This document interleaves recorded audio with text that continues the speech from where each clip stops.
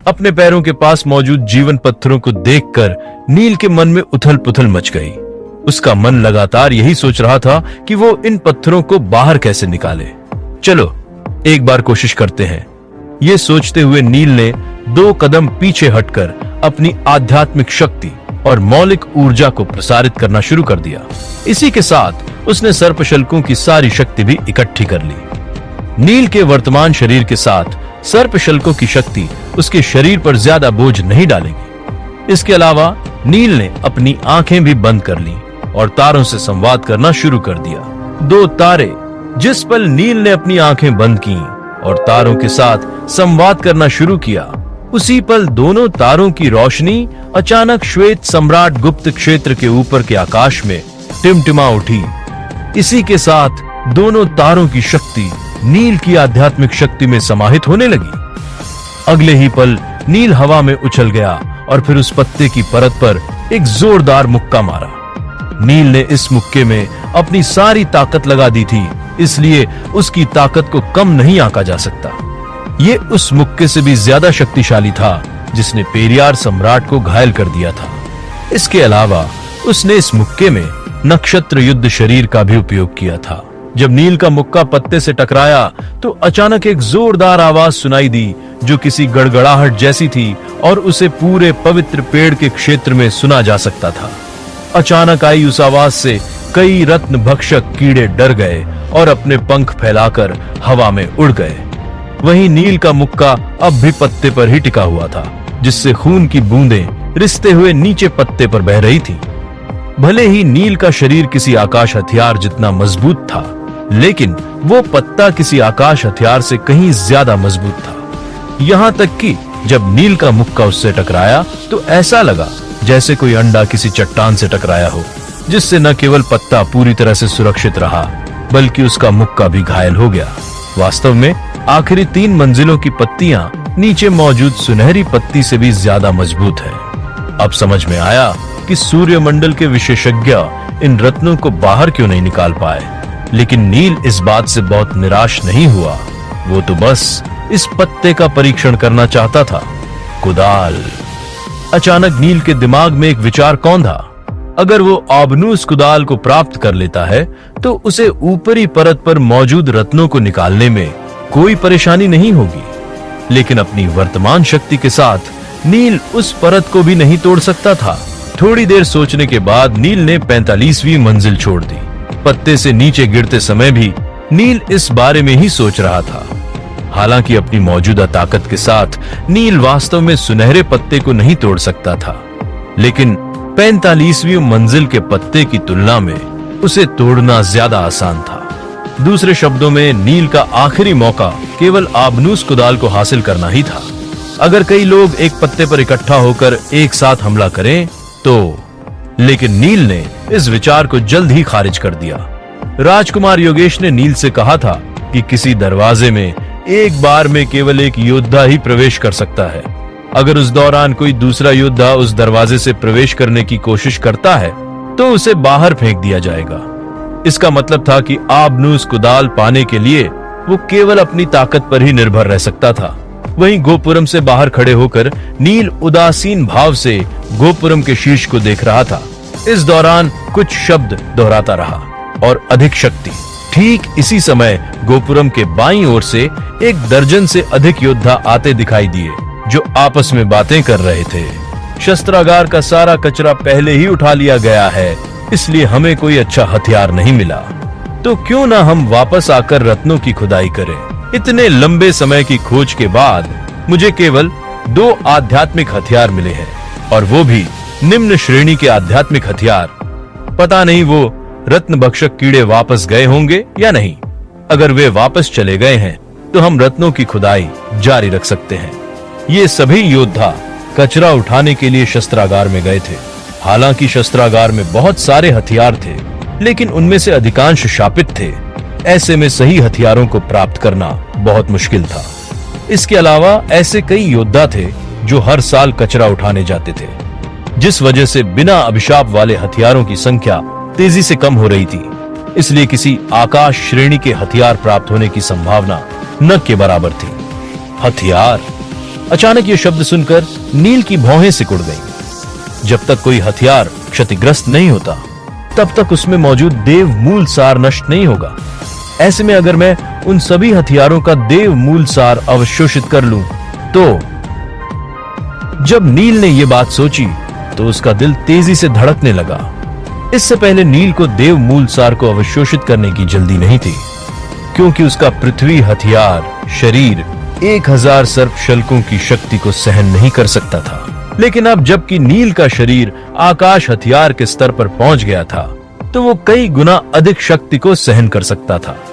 नील शायद 1000 सर्प शल्कों की शक्ति के साथ सुनहरे पत्ते को तोड़ने में सक्षम नहीं होगा, लेकिन 5000 सर्प शल्कों की शक्ति का क्या, या फिर 10,000 सर्प शल्कों का?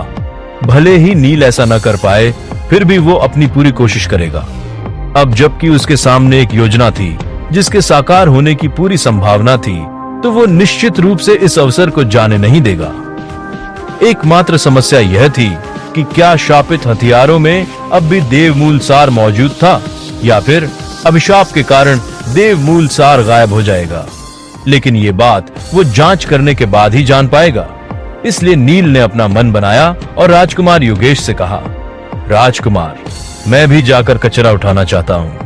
वहीं दीपिका अब भी रत्नों के ढेर के बारे में चिंतित थी, लेकिन जब उसने सुना कि नील कचरा उठाना चाहता है, तो उसने हैरानी से पूछा, तुम कचरा क्यों उठाना चाहते हो? अगर तुम भाग्यशाली भी हुए, तब भी तुम्हें सिर्फ 1 या 2 आकाश हथियार ही मिल पाएंगे। इससे बेहतर है कि तुम रत्नों पर ही ध्यान दो। अगर दीपिका के पास मौजूद रत्नों के पहाड़ को महान दैवीय साम्राज्यों में बेचा जाए, तो वे 10 से ज्यादा आकाश हथियार खरीद सकते थे। दीपिका सही कह रही है, आपको कचरा उठाने की कोई जरूरत नहीं है। हालांकि राजकुमार योगेश भी सहमत नहीं था, लेकिन किसी कारण से उसे पहले से ही अंदाजा हो गया था कि नील कचरा उठाने के लिए शस्त्रागार में नहीं जा रहा था। कोई बात नहीं, मैं तो बस थोड़ा उत्सुक हूँ, इसलिए एक बार उस जगह को देखना चाहता हूँ। नील ने मुस्कुराते हुए जवाब दिया। ऐसा कहते हुए नील ने अपना सिर थोड़ा ऊपर उठाया और राजकुमारी श्रुतिका से नजरें मिलाई।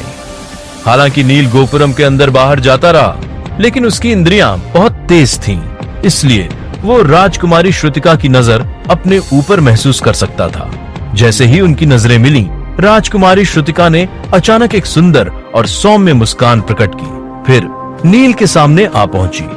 मैं भी आपके साथ चलूंगी, राजकुमारी श्रुतिका ने मुस्कुराते हुए कहा। राजकुमारी श्रुतिका का श्वेत सागर में प्रवेश करने का उद्देश्य रत्नों और खजानों प्राप्त करना नहीं, बल्कि अनुभव प्राप्त करना था। जब श्रुतिका और नील वहां से एक साथ गए, तो कुछ योद्धा गपशप और कानाफूसी करने से खुद को रोक नहीं पाए। तुम्हें क्या लगता है कि राजकुमारी श्रुतिका के साथ क्या हो रहा है? वो हमेशा नील का पीछा क्यों करती है? यहाँ तक कि वो नील को अपना अर्धदैवीय हथियार भी उधार दे रही थी। इस कमीने नील की किस्मत वाकई बहुत अच्छी है। उसने पहले ही हमारा सारा भाग्य छीन चुका है। ऐसे में अगर वो राजकुमारी श्रुतिका को भी छीन लेता है, तो हमारे पास जान देने के अलावा कोई चारा नहीं बचेगा। ये सभी प्रतिभाशाली योद्धा नील की किस्मत से ईर्ष्या कर रहे थे। वहीं सीधी सड़क पर करीब 2 या 3 मील चलने के बाद नील और राजकुमारी श्रुतिका के सामने एक भवन दिखाई दिया। थोड़ा और पास आने पर उन्होंने पाया कि वहां पर दिव्यनाग की एक विशाल मूर्ति थी। उस दिव्यनाग का लंबा शरीर कुंडली मारकर बैठा था और उसका सिर और पूंछ शस्त्रागार के मुख्य प्रवेश द्वार से जुड़ा हुआ था। प्रवेश द्वार में घुसने के बाद अंदर कई सारे कमरे बने थे, जिनमें से कई योद्धा अभी भी बाहर आ रहे थे। उन हथियारों को इन कमरों में ही रखा होना चाहिए। राजकुमारी श्रुतिका ने आगे बढ़कर एक नजर डाली और फिर उन कमरों में से एक में प्रवेश किया। अंदर जाने के बाद नील की नजर वहां रखे बड़े बक्सों पर पड़ी।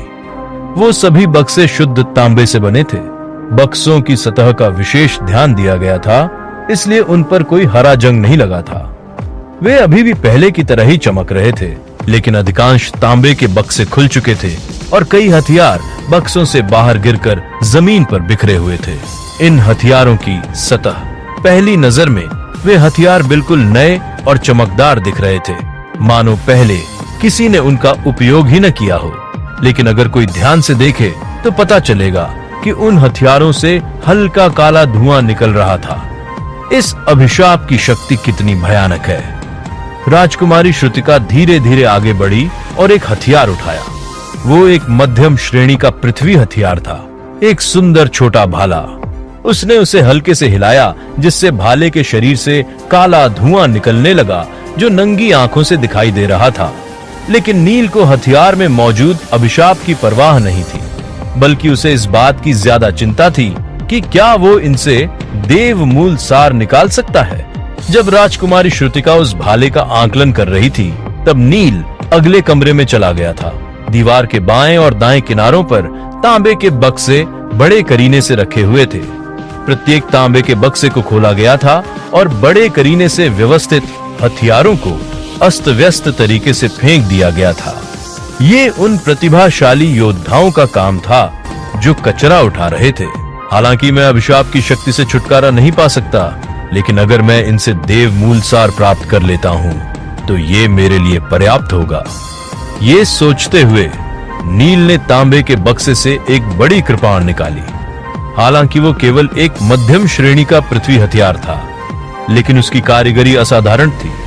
तभी नील ने इधर उधर देखा और पाया कि राजकुमारी श्रुतिका उसका पीछा नहीं कर रही थी। फिर उसने धीरे से अपनी आंखें बंद कर लीं और नवनाग हांडी के साथ संवाद करना शुरू कर दिया। जैसे ही नवनाग हांडी धीरे धीरे घूमने लगी तो उससे एक सफेद ज्वाला बाहर निकल आई। नील पहले से ही पवित्र श्वेत अग्नि के स्वभाव से परिचित था। वो बहुत बुद्धिमान थी। नील की भौहों के बीच से निकलने के बाद उसने हवा में थोड़ा चक्कर लगाया और फिर धीरे से बड़ी कृपाण के चारों ओर लिपट गई। अगले ही पल वो बड़ी कृपाण पिघली हुई धातु में बदल गई और फिर पिघली हुई धातु घुलकर देव मूल सार की गेंद में संघनित हो गई। आखिरकार वो एक मध्यम श्रेणी का पृथ्वी हथियार था, इसलिए उससे मिलने वाली देव मूल सार की मात्रा किसी नश्वर और आध्यात्मिक से कई गुना अधिक थी। जब नील ने ध्यान दिया तो उसे पता चला कि उसकी मात्रा 100 बूंदों से अधिक थी। देव मूल सार की वो गेंद 20 सर्पशल्कों को रोशन करने के लिए पर्याप्त थी। लेकिन नील को देव मूल सार को अवशोषित करने की जल्दी नहीं थी। ऐसा इसलिए था क्योंकि उसने देव मूल सार के ऊपर एक हल्का काला धुआं देखा था। पवित्र श्वेत अग्नि सभी हथियारों को देव मूल सार में बदल सकती है, लेकिन वो अभिशाप की शक्ति को नहीं जला सकती। ये देखकर नील ने अपनी भौहें सिकोड़ ली। ये उसके लिए बिल्कुल भी अच्छी खबर नहीं थी। तो क्या होगा आगे, और क्या नील उस अभिशाप की शक्ति को दूर करने में कामयाब हो पाएगा, या फिर उसे ओबनूस कुदाल और जीवन पत्थरों को प्राप्त करने का विचार त्यागना पड़ेगा।